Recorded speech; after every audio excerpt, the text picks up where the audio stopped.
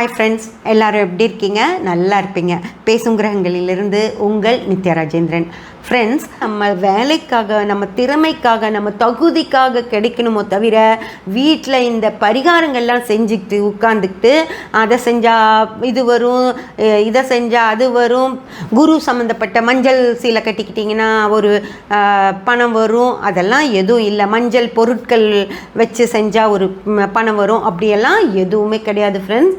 அதையெல்லாம் நம்பி அந்த வேலைகளில் செஞ்சுக்கிட்டு பணம் வரும்னு நினச்சி உட்காந்துட்ருக்காதீங்க. அது பயங்கர பிரச்சனைகளில் கொண்டு போய் விட்டுரும். ஃப்ரெண்ட்ஸ், என்கிட்ட ஒரு அம்மா பேசினாங்க. அவங்க ஜாதகம் பார்த்தாங்க. அவங்க என்ன சொன்னாங்க அப்படின்னா, அவங்க வீட்டில் 2 ஆண் குழந்தைங்க, இவங்க ஒருத்தர் கணவர், மாமியார் ஒருத்தங்க வீட்டில் இருக்காங்க. 5 பேர் இருக்காங்க வீட்டில். வாடகை வீட்டில் தான் இருக்காங்க. அவங்க கணவர் மட்டும் ஒரு நல்ல கம்பெனிக்கு தான் ஜாபுக்கு போயிட்டுருக்காரு. 2 வீலர் ஓட்டுறாரு. அப்படி ஒரு நாள் சாயந்தரம் ஆஃபீஸ்லேருந்து வீட்டுக்கு வர்றப்போ ஆக்சிடெண்ட் ஆகிட்டு பெருசாக ஒன்றும் ஆகலை. அவர் கீழே விழுந்துட்டார். வண்டி அவர் மேலே விழுந்துருச்சு. இந்த தொடையிலேருந்து முட்டி வரைக்கும் இருக்கிற எலும்பு உடஞ்சி போயிடுச்சு ஃப்ரெண்ட்ஸ். ஓகேங்களா? உடனே அங்கே இருக்கிறவங்க அவருக்கு ஹாஸ்பிட்டலில் கொண்டு போய் சேர்த்திட்டாங்க. அவர் 3 மாதம் ஹாஸ்பிட்டல்லே இருக்கார். ஆஃபீஸ் அவருக்கு ரெஸ்ட் கொடுத்துருச்சு. 3 மாதம் லீவு சேலரியோடு கொடுத்துட்டாங்க. ஆனால் ஹாஸ்பிட்டலில் 2 லட்ச ரூபாய் செலவாயிடுச்சு ஃப்ரெண்ட்ஸ். ஓகேங்களா? அந்த 2 லட்ச ரூபாய் இவங்க இன்சூரன்ஸ் எல்லாம் எதுவும் வச்சுக்கல, கடன் வாங்கி தான் செலவு பண்ணியிருக்காங்க. இப்போ என்ன அப்படின்னா, அவங்க வீட்டில் ஒரே ஒருத்தர் தான் ஜாபுக்கு போகிறாரு. 2 பசங்க படிக்கிறாங்க. அந்த வீட்டில் இருக்கிற வயசான அம்மாவுக்கும் நிறைய உடல் பாதிப்புகள் இருக்கனால அவங்க நிறைய மாத்திரை மருந்தெல்லாம் சாப்பிட்றாங்க. இவங்க இந்த பொண்ணுக்கும் இந்த லேடிக்கும், அவங்களும் 45 வயசுக்கு மேலானவங்க தான், அவங்களுக்கும் கால் வலி அப்படி இருக்குது. அதுக்கும் அவங்க டேப்லெட்ஸ் எல்லாம் எடுத்துகிட்ருக்காங்க. ஓகேங்களா? அவருக்கு ப்ரெஷர் இருக்குது. அவரும் அதுக்கு டேப்லெட்ஸ் எல்லாம் எடுக்கிறார். இப்போ இந்த 2 லட்ச ரூபாய் இவங்களுக்கு ஒரு பெரிய அமௌண்ட்டு தான்.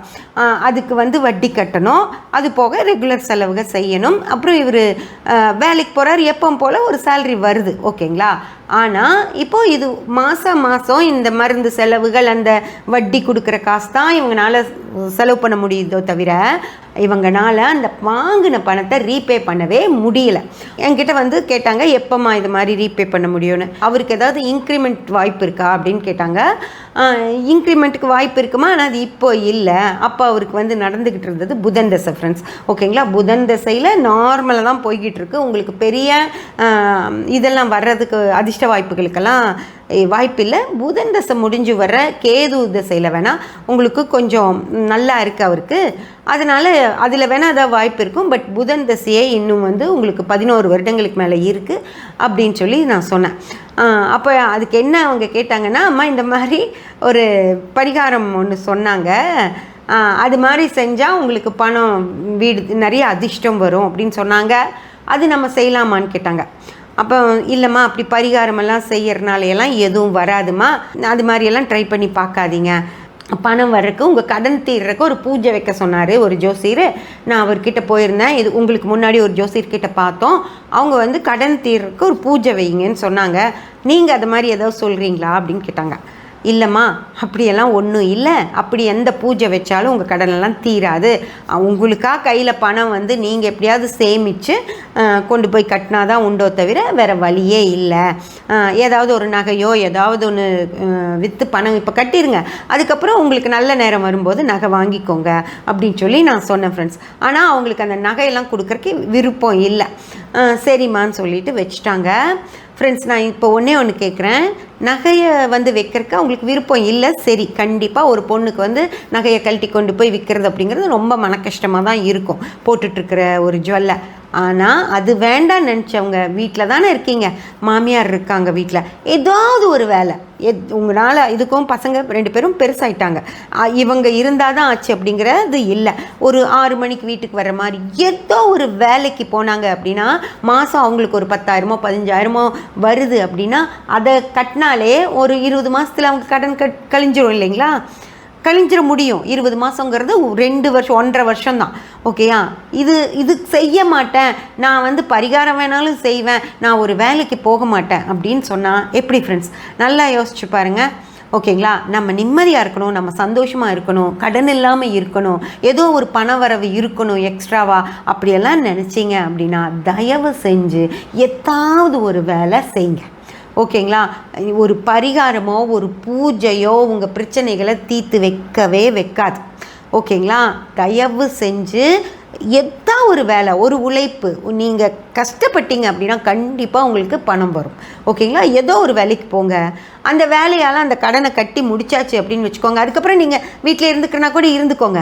இல்லை திரும்பவும் அந்த வேலையை கன்டினியூ பண்ணுறேன் அப்படின்னா ஒரு 1.5 வருஷத்தில் 2 லட்ச ரூபாய் கடனை அடிச்சிட்டிங்க அப்படின்னா இன்னொரு 1.5 வருஷத்தில் 2 லட்ச ரூபாய் சம்பாரிச்சிடலாமா இல்லையா? அது சம்பாரிச்சிங்கன்னா அதுக்கப்புறம் குழந்தைங்க காலேஜ் ஃபீஸ்லேருந்து எல்லாமே உங்களுக்கு சௌரியமாக இருக்கும். இல்லை அப்படின்னா ஒருத்தரோட சம்பளத்தில் 2 குழந்தைகளை படிக்க வைக்கிறது அப்படிங்கிறது இந்த காலத்தில் எவ்வளோ கஷ்டம் அப்படின்னு உங்களுக்கு தெரியும். அதுக்காகவாவது இந்த மாதிரி பிரச்சனைகளில் இருக்கிறவங்க, நாளைக்கு அந்த வயசானம்மா வீட்டில் இருக்காங்க, அவங்களுக்கு திடீர்னு உடம்பு சரியில்லாமல் போகலாம், அவருக்கே ப்ரெஷர் இருக்குது, இல்லை திரும்பி இந்த மாதிரி ஏதாவது ஒரு விபத்து ஏற்படலாம், அந்த மாதிரி நமக்கு என்ன வேணால் எப்போ வேணால் நடக்கும். ஓகேங்களா? அப்போது அதுக்கு திரும்பியும் கடன் வாங்காமல் நம்ம கையிலேயே கொஞ்சம் பணம் இருந்தது அப்படின்னா அதை சமாளித்து அழகாக வெளியே வந்துடலாம். அப்போது கஷ்டம் அப்படின்ற விஷயம் இருக்காது. இதுதானே பிரச்சனையை தீர்க்கிற வழி. அதை விட்டுட்டு எனக்கு கஷ்டமா, எனக்கு இது முடியலமா, என்னை என் ஹஸ்பண்ட் மதிக்கலமா, எனக்கு எதுவுமே நடக்க மாட்டேங்குதுமா, எல்லாரும் நல்லா இருக்காங்கம்மா, எனக்கு மட்டும் அந்த வாய்ப்பே வர மாட்டேங்குதுமா அப்படின்னு சொல்லி என்ன பிரயோஜனம்? சரியா? அதை விட நான் அம்மா அப்படி கோவில் அந்த சாமி கும்பிட்றேன், நான் இந்த சாமி கும்பிட்றேன், நான் அதெல்லாம் செய்கிறேன், நான் இதெல்லாம் செய்கிறேன்றீங்க. ஓகேங்களா? நான் வெத்தலை தீபம் போடுறேன், நான் எல்லாமே பண்ணுறேம்மா, ஆனால் எனக்கு எதுவுமே செய்ய மாட்டேங்குதுன்னா அதுக்கு சாமி எதுவும் செய்ய மாட்டாருமா. அது நீங்கள் தயவு செஞ்சு புரிஞ்சுக்கோங்க. கடவுள் உங்களுக்கு ஒரு ஐடியா தான் கொடுப்பார். ஓகேங்களா? அவராக கொடுக்கலினா கூட யார் மூலியமாவது உங்களுக்கு ஒரு ஐடியா கொடுப்பாரு. இந்த மாதிரி இந்த இடத்துல ஒரு வேலை இருக்கா, நீ செய்கிற அப்படின்னு யாரோ ஒருத்தர் மூலயமா உங்களுக்கு ஒரு தகவலை கொடுப்பாரு. அட்லீஸ்ட் பாருங்கள், உங்கள் தங்கச்சிக்கு இப்படி ஒரு வேலை சொல்லியிருக்காங்க, அவங்க வராங்களான்னு கேளுங்க அப்படின்னு அவங்க சொல்கிறப்ப கூட ஏன் நானே வரனே அந்த வேலைக்கு அப்படின்னு சொல்லி நம்ம அங்கே போனால் நம்ம சம்பாதிக்கலாம். புரிஞ்சுதா?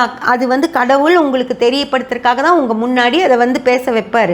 ஆனால் அதை புரிஞ்சிக்காமல் கடவுள் எனக்கு எதுவும் செய்யலை, நீங்கள் போகாமல் விட்டுருவீங்க அந்த வேலைக்கு. அதுக்கப்புறம் கடவுள் எனக்கு செய்யலை அப்படின்னு சொல்லி என்னம்மா பிரயோஜனம்? ஓகேங்களா? அதனால் தயவு செஞ்சு கடவுளை நீங்கள் கும்பிட்டு அவரை துணைக்காக வச்சுட்டு வேலைக்கு போகணும் அப்படின்னு நினைங்க. ஏதோ ஒரு வேலை, நான் அடுத்தவங்க கிட்ட வேலைக்கு போகணும்னு கூட நான் சொல்லலை. உங்களால் சுய தொழில் செய்ய முடியும் அப்படின்னு சொன்னால் அது செய்யுங்க. அப்படி செஞ்சீங்க அப்படின்னா கடனோ இல்லை ஒரு கஷ்டமோ இல்லை ஒரு மரியாதையோ எல்லாமே உங்களுக்கு கிடைக்கும். பணம் கையில் இருந்தது அப்படின்னா நீங்கள் சுதந்திரமாக செயல்படலாம். நீங்கள் சுதந்திரமாக இப்போ அம்மா வீட்டுக்கு போகிறதுக்கு என்னால் எதுவுமே வாங்கிட்டு போக முடியலமா, எனக்கு மரியாதையாக இருக்காதுன்னு கேட்டவங்களுக்கும் நான் சொல்கிறேன், அந்த மாதிரி கையில் பணம் இருந்தால் நீங்கள் உங்கள் அம்மா அப்பாக்காக என்ன வேணாலும் செய்யலாம். யார் உங்களை கேட்க முடியும்? இல்லைங்களா? அதனால் தயவு செஞ்சு ஃப்ரெண்ட்ஸ், நான் ஏதோ ஒரு வேலை செய்வேன் அப்படின்னு இன்றைக்கி மார்ச் 8 இந்த நாளில் ஒரு முடிவெடுங்க. மகளிர் தினம். எல்லா பெண்களும் ஒரு போராட்டி ஒரு வெற்றி அடைஞ்ச ஒரு நாள். அதுக்காக தான் அவங்களுக்கு மரியாதை செய்யும் விதமாக தான் இந்த மார்ச் 8 கொண்டாடப்படுது இல்லையா? அதே மாதிரி நம்ம வாழ்க்கையிலையும் நம்ம போராட்டங்களை சந்திக்காமல் நிம்மதியாக இருக்கணும் அப்படின்னு சொல்லி நீங்கள் நினச்சிங்க அப்படின்னா இந்த மார்ச் 8லேருந்து நான் கண்டிப்பாக ஏதோ ஒரு வேலை பண்ண போகிறேன். என்ன வேணாலும் இருக்கட்டும். ஒரு கிராமப்புறத்தில் இருக்கீங்க நீங்கள் அப்படின்னா ஒரு ஆடு மாடு அதெல்லாம் கூட உங்களுக்கு ஹெல்ப்ஃபுல்லாக இருக்கும் இல்லையா? அந்த மாதிரி ஒரு மாடு வளர்த்துறது, ஆடு வளர்த்துறது, அந்த மாதிரி கூட நீங்கள் ஒரு வேலையை தேர்ந்தெடுங்க. ஓகேங்களா? ஆனால் மோஸ்ட்லி கிராமப்புற பெண்கள் எல்லாமே அந்த மாதிரி நல்லா செஞ்சுட்டு தான் இருக்காங்க. நான் செய்யலைன்னு சொல்ல, அதாவது செய்யாமல் இருக்கவங்களுக்காக சொல்கிறேன். ஒரு டீச்சிங் தெரிஞ்சிருந்தது அப்படின்னா ஒரு டியூஷன் எடுங்க. இல்லை ஏதாவது ஒரு ஸ்கூலுக்கு கொஞ்சம் கம்மி சேலரியாக இருந்தாலும் பரவாயில்ல அப்படின்னு சொல்லி கூட நீங்கள் அந்த டீச்சிங் வேலை அந்த மாதிரி உங்களால் என்ன முடியுமோ, உங்களுக்கு என்ன தெரியுமோ அதை வச்சு தயவு செஞ்சு ஒரு வேலையில் போய் உட்காருங்க ஃப்ரெண்ட்ஸ். ஓகேங்களா? அந்த மாதிரி நீங்கள் செஞ்சாதான் உங்கள் வாழ்க்கை நிம்மதியாக இருக்குமோ தவிர, இல்லை நான் கணவரை டிபெண்ட் பண்ணி தான் இருப்பேன், நான் அப்பாவை டிபெண்ட் பண்ணி தான் இருப்பேன் அப்படின்னு சொல்லி அண்ணன் கூட பிறந்தவங்க அந்த கதையே வேண்டாம். யாரையும் டிபெண்ட் பண்ணி நம்ம இருக்கவே தேவையில்லை. உங்கள் காலில் நீங்கள் நின்று பாருங்கள். அது மாதிரி ஒரு சுதந்திரம் உலகத்திலே இல்லை. புரிஞ்சுதா? அதனால் ஒவ்வொருத்தருக்கும் நான் சொல்கிறேன், வயசாகட்டும், எவ்வளோ வேணால் வயசாகட்டும் ஃப்ரெண்ட்ஸ். எனக்கு 51 வயசு, நான் 73 பிறந்தேன், 51 வயசாச்சு. நான் சம்பாதிக்கிறதுக்கு என்னால் என்னெல்லாம் பண்ண முடியுமோ நான் பண்ணிகிட்ருக்கேன் இல்லைங்களா ஃப்ரெண்ட்ஸ்? இதை உங்ககிட்ட நான் கண்டிப்பாக சொல்லணும்னு நினச்சேன். ஒரு கமெண்ட் வந்திருந்தது. ஃப்ரெண்ட்ஸ், இந்த பதிவு ரொம்ப நீளமாக போயிட்டுருக்கு. இப்போ கட் பண்ணிட்டு நாளைக்கு இதே பதிவுடைய தொடர்ச்சியை போடுறேன். அதையும் நீங்கள் பாருங்கள். நன்றி ஃப்ரெண்ட்ஸ். சப்ஸ்கிரைப் பண்ணி பெல் பட்டன் ப்ரெஸ் பண்ணி வச்சுக்கோங்க. அப்போ தான் நான் போடுற எல்லா பதிவுகளும் உங்களுக்கு கிடைக்கும். லைக் பண்ணி ஷேர் பண்ணி கமெண்ட் பண்ணிங்கன்னா எனக்கு சப்போர்ட்டிவாக இருக்கும். Thank you friends.